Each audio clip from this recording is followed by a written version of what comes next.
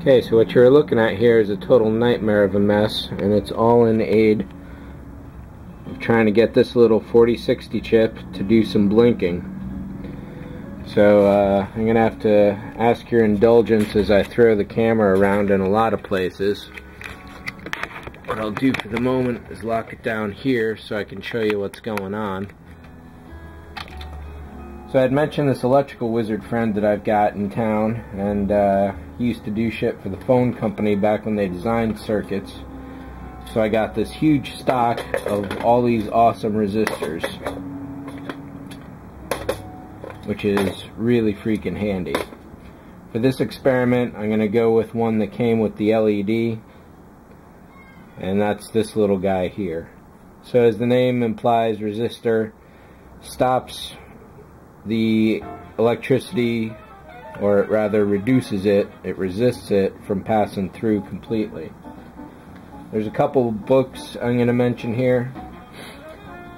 Archer, the Engineer's Mini Notebook, you should be able to find this on eBay somewhere. This is specifically for 555 timer circuits.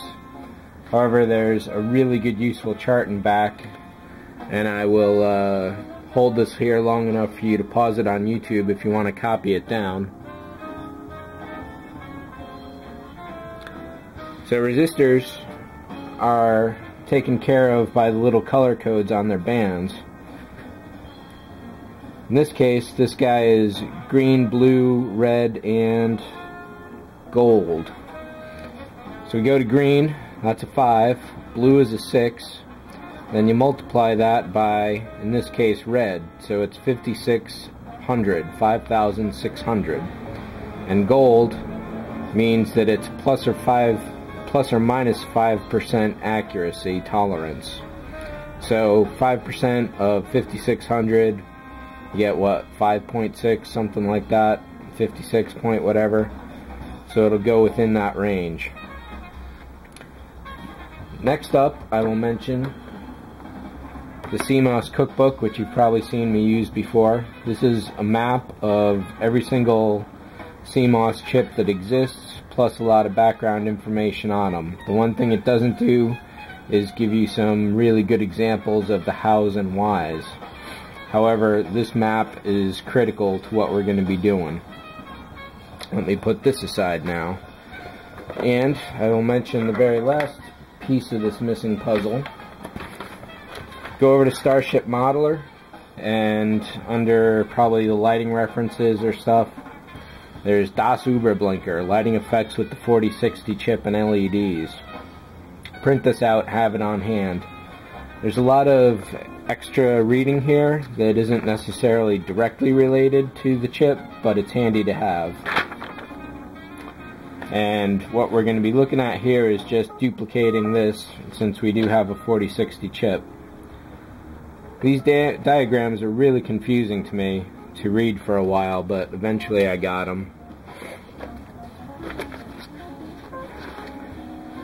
So just as in this one, you've got a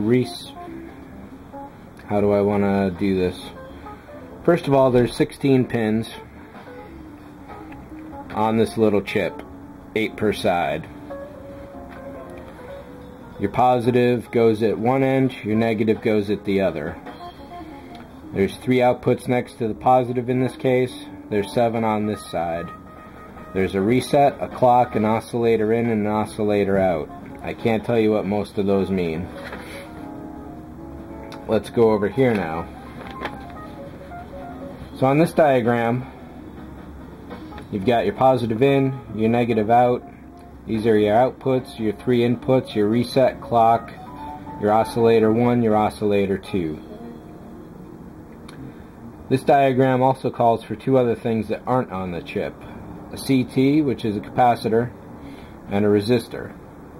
The capacitor he wants in this is a 0.01 microfarad. I can't tell you what a farad stands for as far as energy goes, nor can I really tell you what an ohm is. This should be, the resistor is a 470k ohm. And in that case, 4 is yellow, 7 is violet, 100,000 is green. So you want a yellow, violet, green resistor. I'm going with this one, which is about 1/10 of what it should be. However, that just means that more power should go through to give you a higher clock cycle, theoretically. Now, where to go next with this? Dollar store, 2.75 power glasses. I'm going to swap those on so I can actually see what I'm doing. So let me get the camera in here close again. So you can see on the diagram he calls for the reset to be tied off with the negative power supply. And we're looking at this upside down and backwards here with the chip. The reason is that any input, such as the reset, you want to have tied off to something no matter what. Otherwise, extraneous signals from an untied off input can cause problems down the road. So in this case, the reset clock and oscillator 1 and 2 are your inputs, and then the rest are your outputs with your power as well.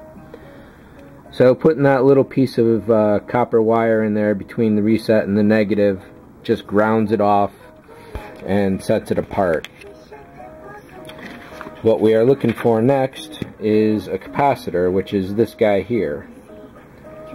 As the name suggests, it holds energy. In that case, it's a 0.01, and these are written directly on there. So here we've got some 0.01s, some 0.1s,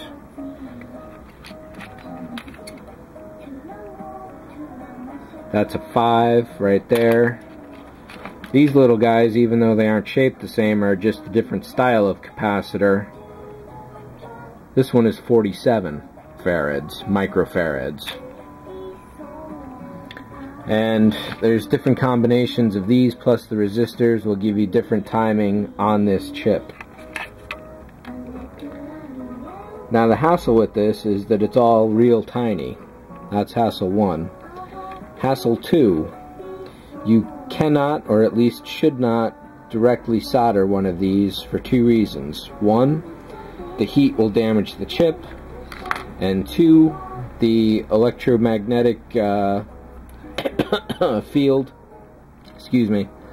on the soldering gun or iron can also damage the internal circuitry. So I'm really stuck with this at this point.